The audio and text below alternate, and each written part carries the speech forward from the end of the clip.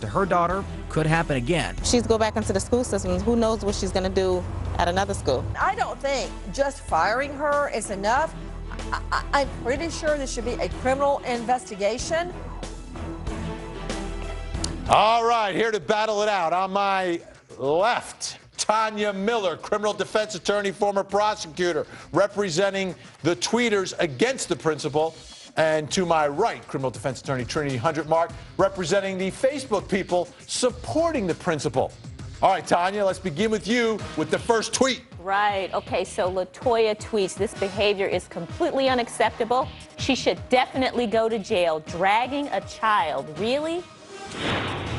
Trinity, you're up. I don't know, Tanya. Renee on Facebook says, come on now, this kid isn't hurt. Kid was probably disrupting the class and robbing other kids of their education. He probably refused to move, so she moved him.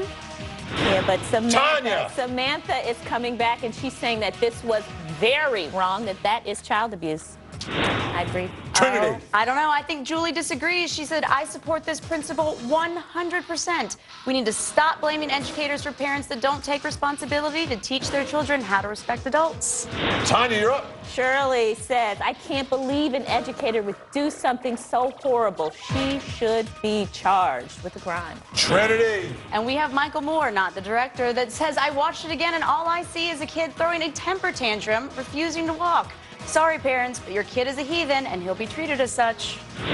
Tanya. Julie says, child abuse as far as I'm concerned. School staff are held to a higher standard of care. It's criminal and completely wrong. Trinity.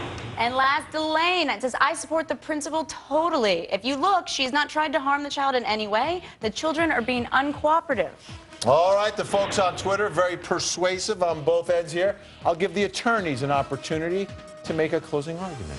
Well, you know, I agree with the folks on this side of the Twitter argument. This principal is dealing with a 5-year-old child. There has to be a better way to do it. She can restrain the child if the child needs to. They're trained to do it in a way that is humane. Dragging a kid by his legs through a hallway, it's like treating him like a bag of garbage, in my opinion. Trinity. You know what, Vinny, I disagree. If you've got kids, you know disciplining them doesn't always look pretty. And in this case, you've got kids that were laying on the floor, being uncooperative, not doing what they were told to do. And in this instance, I think she did the right thing. You got kids that aren't listening. At some point, you can't let them run the institution, Vinny. All right, great job by the ladies in green and all of our social media entrepreneurs out there. All right, you've heard the arguments presented by both sides, but I need your help at home, folks. Tweet me at #OnTheCase. Are you for the principal or against the principal? I'll give you my verdict later in the program. Up next, brand new interrogation tapes from the hammer killing case. It's the first time you'll hear them